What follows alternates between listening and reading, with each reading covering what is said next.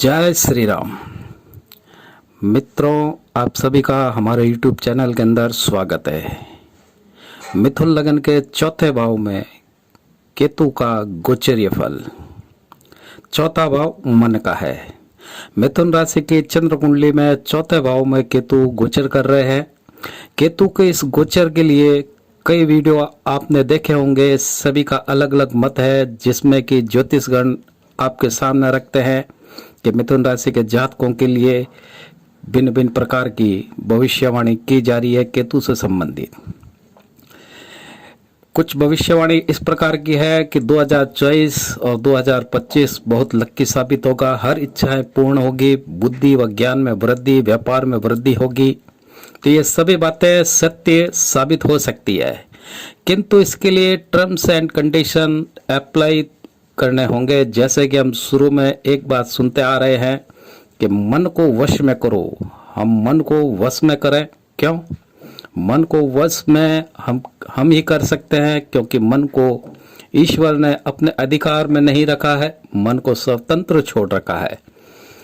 इंसान स्वयं चाहे तो अपने मन को वश में कर सकता है। चौथा भाव मन का है। चौथे भाव में गोचर कर रहे केतु महाराज एक तप कारक तेजस्वी ग्रह है। इनको गुरु से भी अधिक ऊंचाई की उपाधि से नवाजा गया है। अब ये मन है चंचल अस्थिर स्वभाव का, तो मन की मृत्यु कैसे की जाए? तो चतुर्थ भाव से एकादश भाव है अष्टम स्थान, अर्थात मन की मृत्यु स्थली जो है वो एकादश भाव है। तो मन की मृत्यु 11वें भाव में होगी। अब आप कहोगे कि मन की मृत्यु कैसे संभव होगी? तो मित्रों, मन के स्वभाव में पूर्णतः परिवर्तन करना ही मन की चंचलता, मन का लोभ, इसका त्याग करना ही मन की मृत्यु है। अब पहले ये भी समझें कि आखिर मन की मृत्यु के द्वार तक कैसे ले जाया जाए, यानी कि मन को उस मृत्यु के द्वार तक किस प्रकार से ले जाया जाए। इसका सीधा सा जवाब है कि मन से अधिक बुद्धि का बलवान होना, तभी मन की मृत्यु संभव है।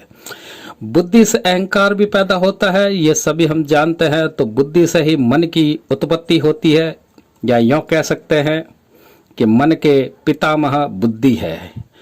बुद्धि के कारक ग्रह कौन है? बुध के देवता है गणेश जी। गणेश जी भी केतु के स्वामी हैं। केतु का सर नहीं है, सिर्फ धड़ है। शरीर है तो श्री गणेश जी के पास भी शरीर उनका स्वयं का है नहीं है, किंतु मस्तक किसी और का है। अब बुद्धि पर गौर करें तो बुद्धि कंठ के ऊपरी हिस्से में, मन कंठ के नीचे के हिस्से में उपस्थित रहता है। बुद्धि मस्तिष्क में स्थिर है, सर भी स्थिर होता है, किंतु मन चंचल है, कारण कि मन हृदय में वास करता है। तो हृदय तो कभी बंद हो नहीं सकता जब तक प्राण है। तो मन भी पूरे जीवन भर चंचल ही होता है। तो मित्रों, 2024 और 2025 में आपको अपने ग्रह गोचर स्थिति का पूर्ण फल प्राप्त करना है। तो आपको राशि, आपकी जो राशि है द्विस्वभाव है, तो हमें भी दो अलग अलग स्वभाव को एकाकार करना होगा। पहला है मन, दूसरा बुद्धि को। जब ये दो अलग अलग स्वभाव एक होंगे तो मिथुन के स्वामी ग्रह बुध बलवान होंगे, व चतुर्थ भाव का कारक की मृत्यु होगी। मृत्यु स्थली भाव अर्थात एकादश भाव में, यानी चतुर्थ भाव से अष्टम स्थान में गुरु ग्रह जो है ज्ञान के देवता विराजमान है। तो इसका क्या अर्थ हुआ? इसका अर्थ यह हुआ कि ज्ञान, पूजा पाठ, धार्मिक कर्म संस्कार में आप जितना अधिक रुचि रखेंगे तो चंचल मन की मृत्यु होगी। वो आपके भीतर व बाहरी अहंकार का नाश करेंगे केतु देवता, क्योंकि केतु एक विच्छेदात्मक ग्रह है जो कि विच्छेदन के कारक है। तो मित्रों, आप अब समझ गए होंगे कि इस वीडियो के माध्यम से आपको ये समझाने की कोशिश की है हमने कि केतु चौथे भाव में गोचर कर किसी खास उद्देश्य से कर रहे हैं। केतु से भय नहीं, घृणा नहीं, बल्कि प्रेम करें। अपने मन को अधिकाधिक स्वाध्याय में लगाएं, और ये अभी की ग्रह गोचर स्थिति के अनुसार संभव है। इसलिए यदि अब नहीं तो फिर कभी नहीं। ओम स्थिराय नमः।